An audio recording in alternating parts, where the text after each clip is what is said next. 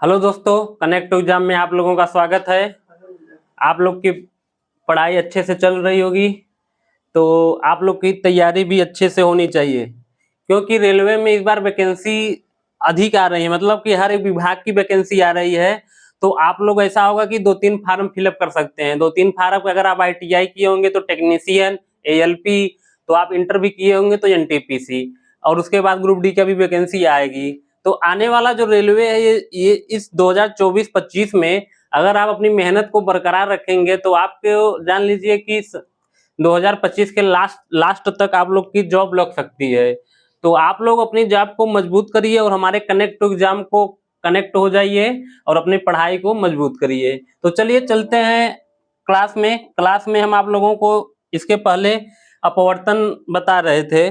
तो अपवर्तन के 2 नियम थे, आप लोग को हम बताए थे। अपवर्तन के कितने नियम थे? 2 नियम। तो अपवर्तन क्या होता है? अपवर्तन आप लोग को हम बताए थे, जब एक माध्यम से प्रकाश की चाल दूसरे माध्यम में जाती है तो उसके मार्ग में क्या हो जाता है? विचलन हो जाता है।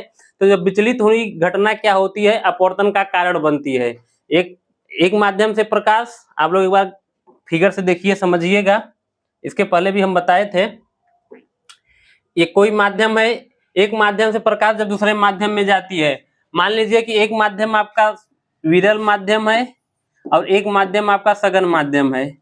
एक माध्यम आपका विरल है, एक माध्यम सघन है। जब प्रकाश विरल माध्यम से क्या जा रही है? सघन में जा रही है। ये आपका अभिलंब है। जब प्रकाश विरल माध्यम से सघन माध्यम में जाती है तो उसके मार्ग में क्या हो जाता है? विचलन हो जाता है। विचलन का मतलब यह है कि मान लीजिए ये अभिलंब है, ये आपका अभिलंब है।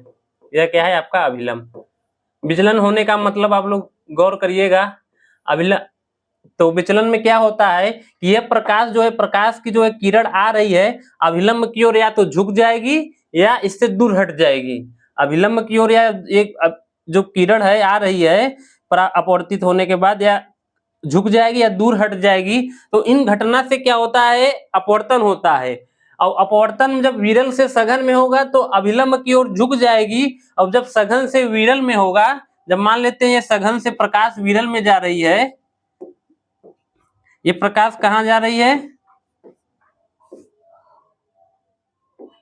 ये प्रकाश आपका सघन से कहां जा रही है? विरल में जा रही है। तो यह प्रकाश अभिलंब से दूर हट जाएगी। यह प्रकाश अभिलंब से दूर हट जाएगी। यह घटना क्या होती है? आपका अपवर्तन होती है। ये देखिए अभिलंब जब विरल से सघन में आएगी तो अभिलंब की ओर झुक जाएगी। तो यहाँ जब अभिलंब की ओर झुकेगी तो जो कोण बनेगा यह अपवर्तन कोण होता है। अपवर्तन कोण यहाँ पे क्या बनेगा? छोटा बनेगा। अपवर्तन कोण यहाँ पे छोटा बनेगा। और जब सघन से प्रकाश विरल में जाएगी तो यहाँ अभिलंब और अपवर्तित किरण के बीच में कोण बनेगा। ये भी आपका अपवर्तन ही कोण है। यह भी आपका अपवर्तन कोण है। यहाँ कोण अधिक बनेगा। जब ज्यादा विचलन होगा तो अधिक कोण बनेगा, जब कम विचलन होगा तो कम कोण बनेगा। तो आप लोग समझ गए होंगे। और यह आपका ये वाला जो कोण होता है यह आपतन कोण होता है। ये वाला कोण आपका आपतन कोण होता है। आपतन कोण, और यहाँ भी आपका आपतन कोण बना। ये दोनों आपतन कोण और ये दोनों आपका क्या होते हैं? अपवर्तन कोण। और यह आने वाली रेखा आपतित किरण, और यह जब अपवर्तित होती है तो प्रकाश जब अपवर्तित होगी अपवर्तित किरण बोला जाएगा। तो इसके पिछली वाली क्लास में हम आप लोग को बताए थे। और दो नियम थे। 2 नियम, पहला नियम क्या आप लोग को हम बताए थे? पहला नियम यह बताए थे कि आपतित किरण आपतन बिंदु पर, या क्या है? आपतन बिंदु पर अभिलंब और अपवर्तित किरण तीनों क्या होते हैं? एक ही तल में होते हैं। यह अपवर्तन का पहला नियम था। और दूसरा नियम क्या होता है? ये आपतन कोण क्या होता है? I, और अपवर्तन कोण क्या होता है? R होता है। ये दो आपतन कोण की ज्या और अपवर्तन कोण की ज्या का अनुपात एक नियतांक होता है। आपतन कोण की ज्या और अपवर्तन कोण की ज्या एक नियतांक होता है sine R upon sine R, sine I upon sine R। यह एक नियतांक होता है, कांस्टेंट होता है। यह क्या होता है? कांस्टेंट होता है। तो इस दूसरे नियम को स्नेल का नियम भी बोला जाता है, क्योंकि स्नेल नामक वैज्ञानिक ने ये दूसरे नियम को प्रतिपादित किया था। तो आप लोग ऐसे भी बोल सकते हैं दूसरा नियम स्नेल का भी नियम। एग्जाम में पूछ लिया जाता है कि अपवर्तन का कौन सा नियम स्नेल का नियम होता है, दूसरा नियम स्नेल का नियम होता है। तो यह आप लोग को इस पिछली क्लास में हम इतना आप लोग को बताए थे। तो आज हम आप लोग को बताते हैं अपवर्तनांक। आज हम आप लोग को बताते हैं अपवर्तनांक। अपवर्तनांक क्या चीज होता है, आप लोग ध्यान दीजिएगा। प्रकाश की किरण क्या होती है, एक माध्यम से दूसरे माध्यम में जाती है तो उसके मार्ग में विचलन होता है, तो वहां अपवर्तन की घटना होती है। तो मान लेते हैं एक माध्यम हवा है, माध्यम आप लोग मान लीजिए, आप लोग को हम बताते हैं। ये देखिए, मान लेते हैं पहला माध्यम आपका ये हवा है और ये दूसरा माध्यम मान लेते हैं यहाँ पे जल है। एक दूसरा फिगर ले लेते हैं, दो फिगर से आप लोग समझेंगे तो अपवर्तनांक को समझ जाएंगे अपवर्तनांक क्या चीज है। इसमें मान लेते हैं ये भी हवा है और ये नीचे वाला आपका कांच है, ये आपका कांच है। पहला माध्यम विरल है, दूसरा माध्यम सघन है। इसमें भी पहला माध्यम विरल है, इसमें दूसरा माध्यम आपका सघन है। अब यहाँ पे डाल देते हैं अभिलंब, यह आपका क्या है, अभिलंब है, यह भी आपका अभिलंब है। अब ध्यान दीजिएगा आप लोग, अब जब ये आपका विरल माध्यम है हवा और जल आपका सघन माध्यम है, हवा जल की अपेक्षा अगर इन दोनों में देखा जाए, हवा और जल में, इसमें देखेंगे तो हवा विरल माध्यम, ये आपका विरल माध्यम और जल आपका सघन माध्यम, और ये भी आपका विरल है और यह भी सघन है। दोनों आपका नीचे सघन है, ऊपर आपका विरल है। ये लोग आप लोग ध्यान दीजिएगा। तो जब प्रकाश की किरण हवा से विरल माध्यम से सघन माध्यम में जाती है तो क्या होता है, अभिलंब की ओर झुक जाती है। यह आपका अभिलंब है, अभिलंब की ओर झुक गई। इसको जाना था ऐसे लेकिन चली गई ऐसे। और जब अब ये दूसरा देखिए, जब हवा से वो कांच में जा रही है, जब प्रकाश की किरण आई सीधी, ये प्रकाश की किरण सीधी आती है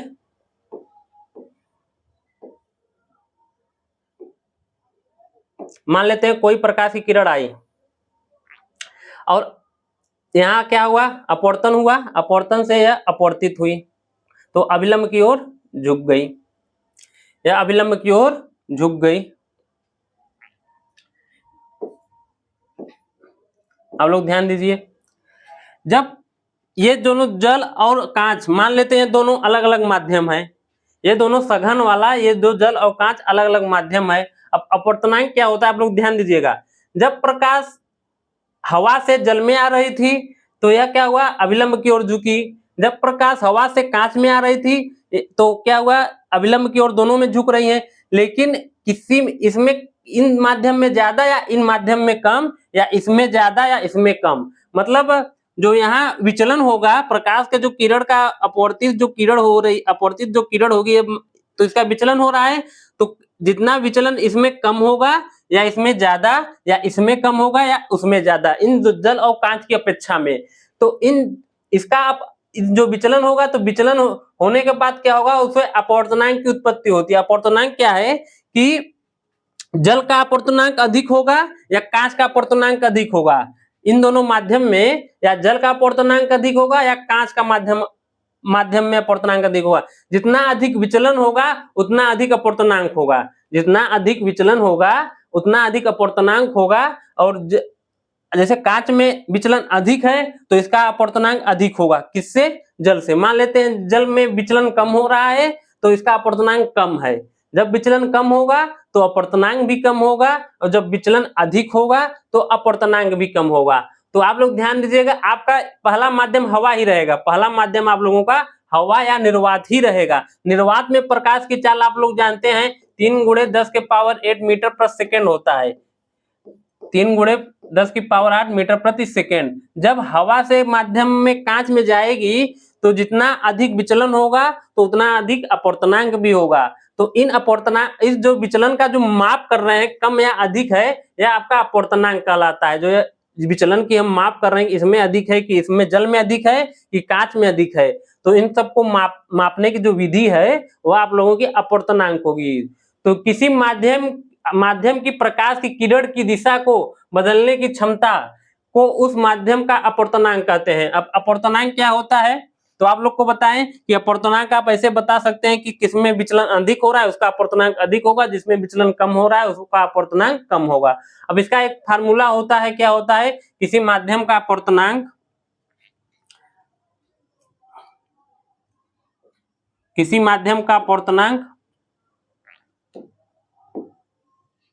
या माध्यम का अपवर्तनांक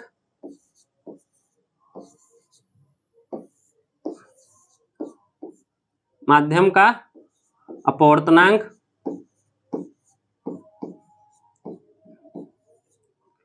का अपवर्तनांक बराबर प्रकाश की चाल, निर्वात में प्रकाश की चाल या हवा में प्रकाश की चाल, आप ऐसे भी बोल सकते हैं, निर्वात या हवा में प्रकाश की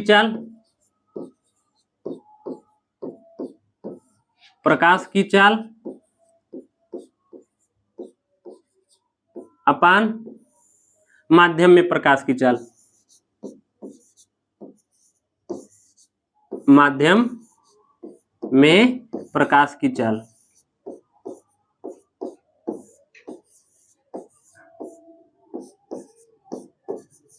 इसका फार्मूला क्या होता है आप लोग ध्यान दीजिएगा, किसी माध्यम का अपवर्तनांक कितना है, कितना कम है, कितना अधिक है, आप कैसे बताएंगे, उसका एक फार्मूला होता है निर्वात में प्रकाश की चाल और माध्यम में प्रकाश की चाल। और इसका जो प्रकाश की चाल ऊपर नीचे देखिए चाल की बात हो रही है, तो इसका जो मात्रक होगा यह मात्रकहीन होगा, क्योंकि चाल क्या होगा, अगर हम निर्वात में प्रकाश की चाल और माध्यम में प्रकाश की चाल कुछ मान रख देंगे और इसमें भी कुछ मान रखेंगे तो यह क्या होगा, मात्रकहीन हो गया, मात्रक इसमें नहीं होता है। आप लोग क्या बोलेंगे, जो यह अपवर्तनांक का मात्रक क्या होता है, नहीं होता है, अपवर्तनांक का मात्रक नहीं होता है। जब मात्रक नहीं होगा तो इसकी विमा भी नहीं होगी, इसकी विमा भी निकलती है, विमा भी नहीं होगी। आप लोग इस फिगर को ध्यान दीजिएगा, ये जो प्रकाश की चाल अब हवा से आ रही है निर्वात में, दोनों में प्रकाश की चाल एक समान होती है। जब हम दो माध्यम ले लेते हैं, एक जल ले लेते हैं और एक कांच ले लेते हैं, तो इनमें क्या हो रही है, किस में प्रकाश का जो विचलन है वह किसमें अधिक हो रहा है, किसमें कम हो रहा है, इसका हम मापने के लिए हम अपवर्तनांक को रिफ्रैक्टिव इंडेक्स का हम इफेक्टिव इंडेक्स से हम उससे नापते हैं। तो इसमें हम आप लोगों का जो पहला वाला जो रहेगा, निर्वात में अपवर्तनांक क्या होता है, निर्वात में प्रकाश की चाल अपान माध्यम में प्रकाश की चाल। तो आप ऐसे ही निकाल सकते हैं, माध्यम में अपवर्तनांक कितना होगा, निर्वात में प्रकाश की चाल अपान माध्यम में प्रकाश की चाल। और किसी माध्यम में प्रकाश की किरण की दिशा को बदलने की क्षमता को उस माध्यम का क्या कहते हैं, अपवर्तनांक कहते हैं। जैसे प्रकाश की किरण क्या हो रही है, इसकी दिशा बदल रही है, जब किरण की दिशा बदलने की इसकी क्षमता को क्या ही अपवर्तनांक कहते हैं। किसी माध्यम में अपवर्तनांक निर्वात में प्रकाश की चाल तथा उस माध्यम में प्रकाश की चाल के अनुपात को ही कहते हैं। किसी माध्यम का अगर अपवर्तनांक निकालना है, अगर आप लोगों का जल का अपवर्तनांक निकालना है तो आप लोग क्या करेंगे, हवा में प्रकाश की चाल या हवा में जो प्रकाश की चाल है, हवा में प्रकाश की चाल, हवा में प्रकाश की चाल अपान जल में प्रकाश की चाल। जल में इन दोनों में अगर हम प्रकाश की क्या रखेंगे, चाल दोनों में रखेंगे तो इसमें अधिक होगा, जल में क्या होगा, कम होगा। हवा में प्रकाश की चाल कम होगा क्योंकि विरल माध्यम है, तो उसमें हवा की प्रकाश की चाल उसमें अधिक होगा और जल में प्रकाश की चाल कम होगा, तो इनसे अपवर्तनांक निकल जाएगा। और ऐसे ही इसमें भी रखेंगे, ऊपर आपका हवा में प्रकाश की चाल, नीचे अगर कांच का अपवर्तनांक, जैसे जल का निकालना है अपवर्तनांक, तो आप हवा में प्रकाश की चाल अपान जल में प्रकाश की चाल। अब आपको कांच का निकालना है अपवर्तनांक, हवा में प्रकाश की चाल अपान कांच में प्रकाश की चाल, तब आपका ऐसे अपवर्तनांक निकल जाएगा जल और कांच का। और अपवर्तनांक का कोई मात्रक नहीं होता है, अपवर्तनांक का कोई मात्रक नहीं होता है, न ही कोई क्या होता है, बीमा होता है। अपवर्तनांक का कोई आपसे एग्जाम में क्वेश्चन पूछ लिया जाएगा कि अपवर्तनांक का मात्रक क्या होता है, तो मीटर पर सेकेंड, मीटर या मात्रक नहीं होता है, तो आप लोग क्या आंसर देंगे? इसका कोई मात्रक नहीं होता है और न ही बीमा होती है।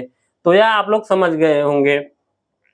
किसी माध्यम का अपवर्तनांक क्या होता है? निर्वात में प्रकाश की चाल अपान माध्यम में प्रकाश की चाल का अनुपात होता है, और यह मात्रकहीन होता है, मतलब मात्रक नहीं होता है, न ही इसकी कोई बीमा होती है। तो यह आप लोग समझ गए होंगे, मैं आशा होगा। अब आप लोग ध्यान दीजिएगा, मान लेते हैं दो माध्यम है। क्या है? दो अलग अलग माध्यम है। पहला मान लेते हैं दो अलग अलग माध्यम है, दो अलग अलग माध्यम है।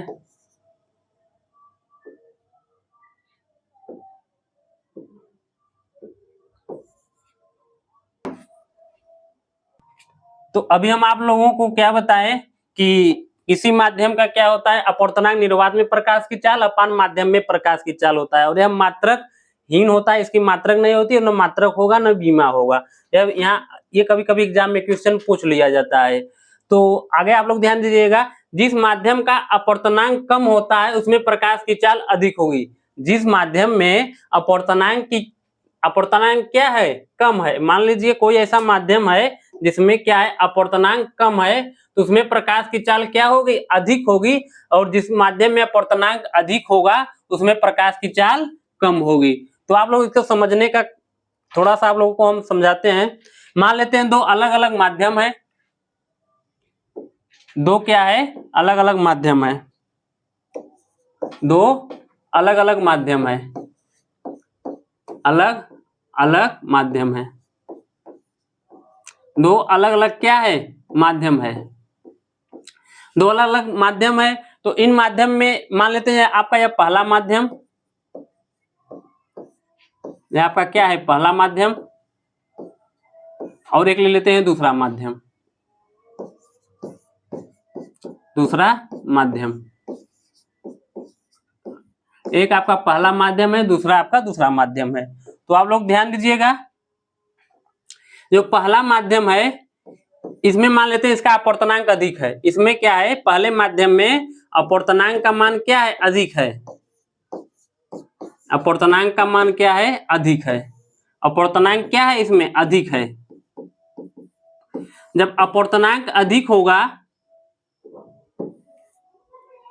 आप लोग ध्यान दीजिएगा, जब आपका अपवर्तनांक अधिक होगा तो वह कैसा माध्यम होगा? वह आपका सघन माध्यम होगा।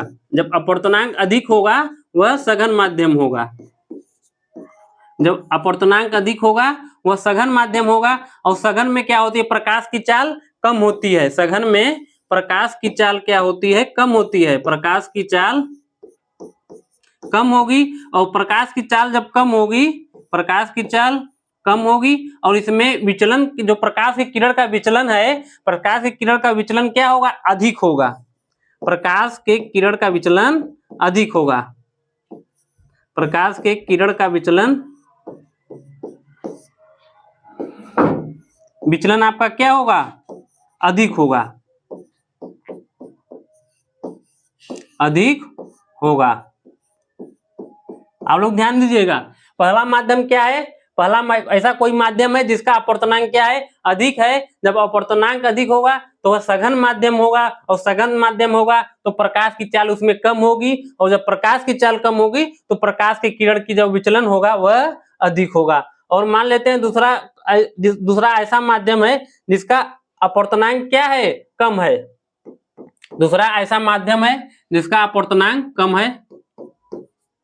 अपवर्तनांक क्या है? कम है। जब अपवर्तनांक कम होगा तो वह कैसा माध्यम होगा? विरल माध्यम होगा। एक ऐसा माध्यम है, विरल माध्यम है। और जब विरल माध्यम होगा तो इसमें प्रकाश की चाल क्या होगी? इसमें प्रकाश की चाल कम है और इसमें प्रकाश की चाल अधिक होगी। प्रकाश की चाल अधिक होगी। प्रकाश की चाल क्या है? इसमें अधिक है। और जब प्रकाश की चाल अधिक होगी तो इसमें जो विचलन होगा, विचलन क्या होगा? कम होगा।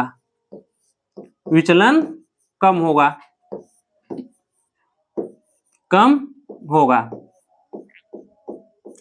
आप लोग ध्यान दीजिएगा, पहला ऐसा माध्यम है जिसका अपवर्तनांक अधिक है, अपर्तनांक अधिक है तो वह सघन माध्यम है, सघन माध्यम है तो उसमें प्रकाश की चाल क्या होगी, कम होगी, और जब प्रकाश की चाल कम होगी तो विचलन उसमें क्या होगा, अधिक होगा। और दूसरा ऐसा माध्यम है जिसमें अपवर्तनांक का मान क्या है, कम है, अपवर्तनांक का मान कम होगा तो वह विरल माध्यम होगा, विरल माध्यम होगा तो आपका प्रकाश की चाल उसमें अधिक होगी, प्रकाश की चाल जब अधिक होगी तो उसमें विचलन का मान क्या होगा, कम होगा। दो ऐसे माध्यम है जो अलग अलग है। तो यही आपको हम बता रहे थे कि अब जिस माध्यम में अपवर्तनांक कम होगा उसमें प्रकाश की चाल अधिक होगी, जिस माध्यम में देखिए अपवर्तनांक कम है उसमें प्रकाश की चाल क्या है, अधिक है, और जिस माध्यम में देखिए अपवर्तनांक कम है उसमें जिस माध्यम में अपवर्तनांक कम है उसमें क्या है, प्रकाश की चाल क्या है, अधिक है। तो आप देखिए अपवर्तनांक कम है, अपवर्तनांक आपका कम है और प्रकाश की चाल क्या है, अधिक है। और जब अपवर्तनांक अधिक होगा तो आपका प्रकाश की चाल क्या होगी, कम होगी। जब अपवर्तनांक अधिक होगा तो आपके प्रकाश की चाल क्या होगी, कम होगी। तो यही आप लोगों को हम समझाने का काम कर रहे थे। जब अपवर्तनांक कम, प्रकाश की चाल अधिक, जब प्रकाश की चाल अधिक तो प्रकाश की चाल क्या है, कम, तो अपवर्तनांक अधिक। तो यह आपका जब दो अलग अलग माध्यम हो। अब मान लेते हैं कुछ प्रमुख पदार्थ के अपवर्तनांक, कुछ प्रमुख पदार्थ के क्या अपवर्तनांक हम आप लोग को दिए हैं। जैसे वायु का अपवर्तनांक 1.003, बर्फ का 1.31, पानी का 1.33 और क्राउन कांच का 1.48 से 1.61, केरोसिन का अपवर्तनांक 1.44, एल्कोहल का अपवर्तनांक 1.36, कार्बन डाइऑक्साइड का अपवर्तनांक 1.63, फ्लिंट कांच का अपवर्तनांक आपका 1.53 से लेके 1.96, तारपीन का अपवर्तनांक 1.47 और माणिक्य का अपवर्तनांक 1.71, नीलम का अपवर्तनांक 1.77, बेंजीन का अपवर्तनांक 1.50, सेंधा नमक का अपवर्तनांक होगा 1.54, हीरा का अपवर्तनांक 2.42। कभी कभी आप लोगों के एग्जाम में यह अपवर्तनांक भी पूछ लिया जाता है कि वायु का अपवर्तनांक बताइए। कुछ इसमें इंपॉर्टेंट आप लोग को हम बता दिए, लेकिन इसमें से भी कुछ, जैसे हीरा का कभी कभी एग्जाम में पूछ लिया जाता है, वायु का भी पूछ लिया जाता है, पानी का अपवर्तनांक पूछ लिया जाता है, कांच का अपवर्तनांक पूछ लिया जाता है, सेंधा नमक का अपवर्तनांक पूछ लिया जाता है, बेंजीन का अपवर्तनांक पूछ लिया जाता है। तो इन सब आप लोग को अपवर्तनांक याद रहेगा तो आप लोग एग्जाम में आसानी से क्वेश्चन दे पाएंगे। और सबसे बड़ी बात आप लोग ध्यान दीजिएगा, सबसे कम अपवर्तनांक वाली माध्यम निर्वात होती है। सबसे कम किसका अपवर्तनांक होता है, वायु का होता है, या निर्वात भी बोल सकते हैं। सबसे कम किसका है, वायु का सबसे कम है। एग्जाम में कभी कभी क्वेश्चन पूछ लिया जाएगा कि सबसे कम अपवर्तनांक किस माध्यम का होगा, तो वायु का, या आप इसे, यह सबसे क्या है, कम है, यह सबसे कम है। सबसे कम अपवर्तनांक किसका होगा, वायु का। सबसे अधिक अपवर्तनांक किसका है, हीरा का है।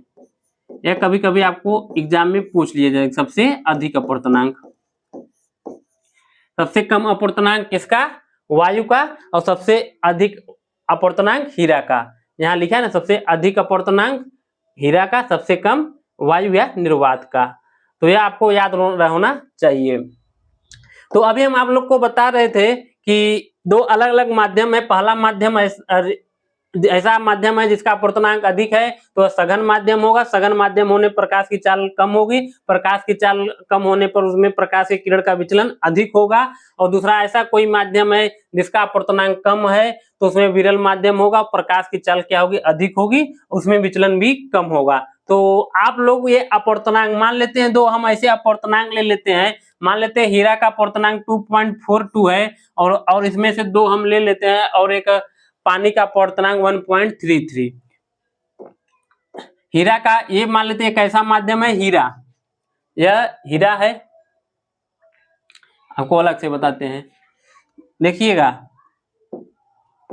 यह आपका हीरा है। हीरा का अपवर्तनांक कितना होता है, 2.42 और पानी का अपवर्तनांक 1.33। और एक ऐसा माध्यम ले लेते हैं पानी का अपवर्तनांक 1.33। हीरा का अपर्तनांक कितना है 2.42 और पानी का अपर्तनांक कितना है 1.33। तो आप हीरा देखिएगा तो इसका अपर्तनांक किससे अधिक है, पानी से अधिक है। जब पानी से अपर्तनांक आपका क्या है, अधिक है, तो यह कैसा माध्यम होगा, सघन माध्यम होगा।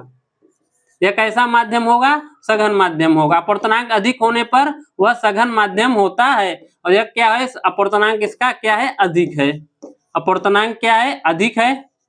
अपर्तनांक अधिक है और माध्यम कैसा है, सघन माध्यम है। जब अपर्तनांक अधिक होगा तो प्रकाश की चाल क्या होगी, कम होगी। प्रकाश की चाल क्या होगी, कम होगी। और प्रकाश की चाल जब कम होगी तो विचलन क्या होगा, अधिक होगा। विचलन अधिक होगा। विचलन क्या होगा, अधिक होगा।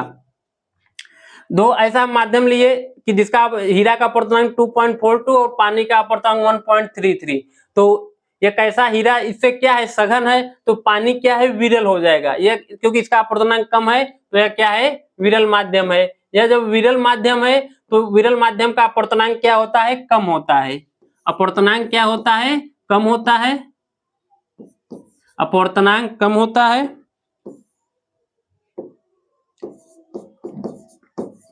अपर्तनांक क्या होगा, कम होगा। जब अपर्तनांक कम होगा तो प्रकाश की चाल क्या होगी, अधिक होगी। प्रकाश की चाल अधिक होगी। और जब प्रकाश की चाल अधिक होगा तो उसमें विचलन क्या होगा, विचलन आपका कम होगा। विचलन आपका कम होगा। दो ऐसा माध्यम है, एक का अधिक अपर्तनांक, दूसरा का मान लेते हैं कम अपर्तनांक लिए। इन दोनों दिख ही रहे होंगे, इसका अपर्तनांक 2.42, पानी का 1.33। तो यहाँ से हमें यह पता चल रहा है, यह अधिक अपर्तनांक तो सघन माध्यम, सघन माध्यम तो अधिक अपर्तनांक, तो इसमें प्रकाश की चाल कम होगी। प्रकाश की चाल कम होगी तो विचलन अधिक होगा। और जब विरल माध्यम होगा तो विरल माध्यम में अपर्तनांक कम होगा, प्रकाश की चाल अधिक होगी, विचलन कम होगा। तो यह आपका था अपर्तनांक। तो अपर्तनांक आप लोग समझ गए होंगे। अब अपर्तनांक के कारण होने वाले प्रमुख घटनाएं, हम लोग के साथ क्या होता है कि आप लोग इस जो घटनाएं होती हैं, जो यूज होता है, तो अब लाइव से रिलेट करके देखेंगे तो आप लोग को समझ में आएगा। प्रकाश के अपर्तनांक से होने वाली प्रमुख घटनाएं, यह सब घटनाएं हम लोग को डेली घटित हो रही हैं, लेकिन हम लोग को आभास नहीं हो रहा है कि वह किस कारण हो रहा है। वह किस कारण हो रहा है, वह अपर्तनांक के कारण हो रहा है। जैसे आप लोग ध्यान दीजिएगा, वायुमंडल के विभिन्न परतों द्वारा प्रकाश का अपवर्तन होने पर तारे टिमटिमाते नजर आते हैं। जो वायुमंडल में आप लोग रात्रि में देखते होंगे कि जो तारा होता है टिमटिमाता नजर आता है, वह किस कारण आता है, वह अपवर्तन के ही कारण आता है। तो देखिए आप लोग कैसे, आप लोग ध्यान दीजिएगा। मान लेते हैं यह वायुमंडल है या पृथ्वी है, यह आपका क्या है, पृथ्वी है, और यह वायुमंडल है। वायुमंडल से क्या हो रहा है, कोई प्रकाश किरण आ रही है। वायुमंडल से कोई प्रकाश की किरण आ रही है तो क्या होगा कि यहाँ देखेंगे बहुत बीच में पृथ्वी और जो प्रकाश है, प्रकाश में वायुमंडल है, वायुमंडल में बहुत सारे अवरोध हैं। वायुमंडल में बहुत सारे क्या है, अवरोध हैं। तो इन अवरोधों से क्या होगी, प्रकाश की किरण टकरा कर आएगी तो वह अपवर्तन होके आएगी। कहीं अपवर्तन कम होगा, कहीं ज्यादा होगा, कहीं अपवर्तन कम होगा, कहीं अपवर्तन ज्यादा होगा। इन सब से क्या होगा, तो पृथ्वी पर हमें क्या होती है, ये जो तारे होते हैं टिमटिमाते नजर आते हैं। तो आप लोग ध्यान दीजिएगा, पहला क्या है, जो वायुमंडल में विभिन्न जो क्या है परत है, यह सब क्या है, विभिन्न परत है। इन परतों से क्या होती है, प्रकाश की किरण जब टकराती है तो वह हमें कैसी प्रतीत होती है। जैसे यार देखिए, टकराई, यहाँ टकराई, या टकराई, या टकराई, तो ये हमें टिमटिमाते नजर, एक ही प्रकाश देखिए कई प्रकार, कई भाग से अपवर्तन हो रही है तिरछा, तो यह हमें कैसे नजर आ रही है, टिमटिमाते नजर आ रही है। यहाँ देखिएगा ये कैसे टिमटिमाते नजर आ रहे हैं। ऐसे ही ये बिंदु बिंदु जब अपवर्तन होगी तो यहाँ टिमटिमाएगा, फिर यहाँ, फिर यहाँ, फिर यहाँ।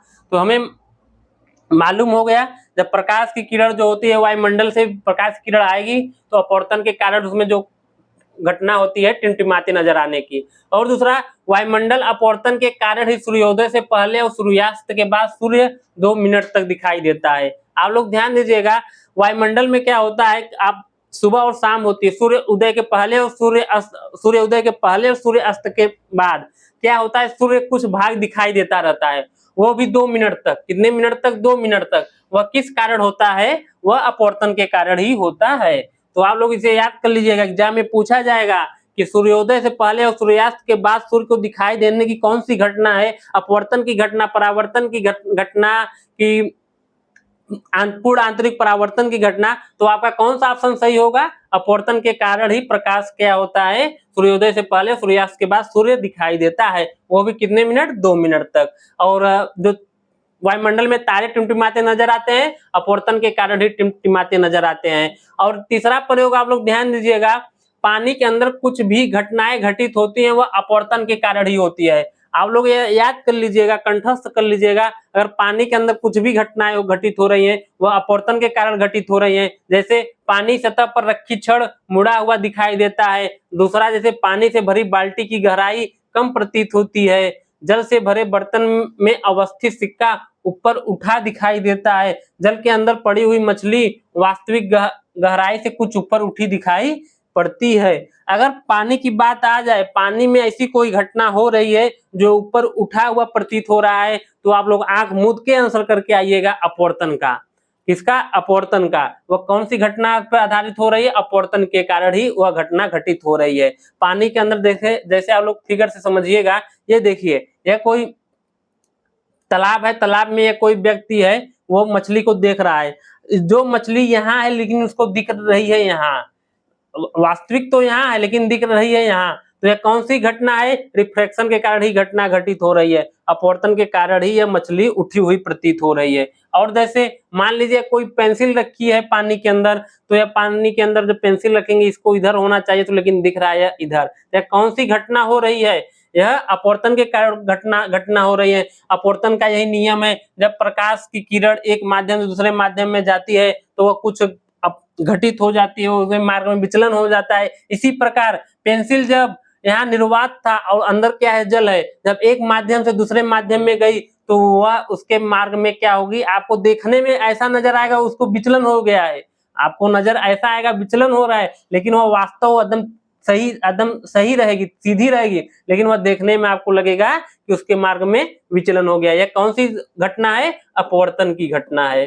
यह कौन सी घटना है? अपवर्तन की घटना है। तो आप लोग, हमें आशा होगा घटनाओं को आप लोग समझ गए होंगे। पानी के अंदर अगर कोई भी छड़ मुड़ा हुआ, मछली उभरी हुई, सिक्का उठा हुआ, बाल्टी गहराई से कम प्रतीत हो रही है, तो आप अपवर्तन मार के आइएगा। तो यह थे अपवर्तन के प्रमुख घटनाएं, तो आप लोग समझ गए होंगे। अब आगे चलते हैं। आगे क्रांतिक कोण, क्रिटिकल एंगल, क्रांतिक कोण। क्रांतिक कोण क्या होता है? आप लोग ध्यान दीजिएगा, अभी आप लोग को हम बताएं।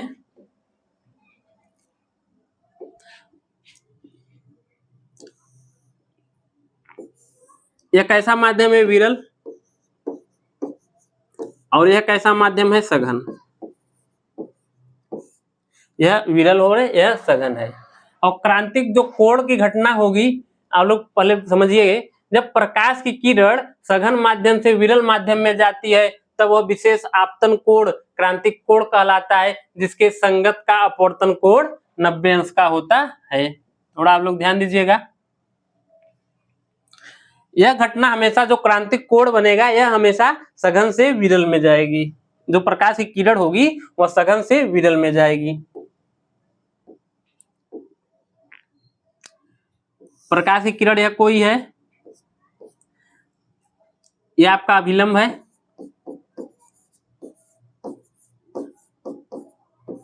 और यह आपका आपतित किरण, आपतित किरण,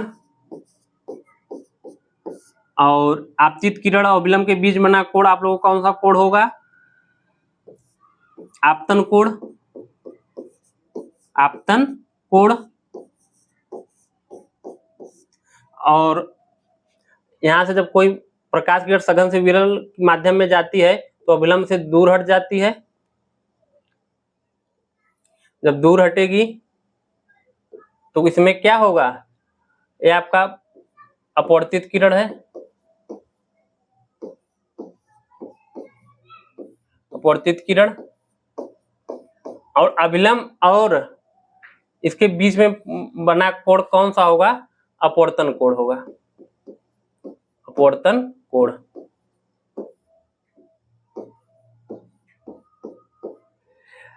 जब प्रकाश की किरण सघन माध्यम से विरल माध्यम में जाएगी। यह घटना कब घटेगी? जब प्रकाश की किरण क्या हो जा रही है? सघन माध्यम से विरल माध्यम में की तरफ जा रही है।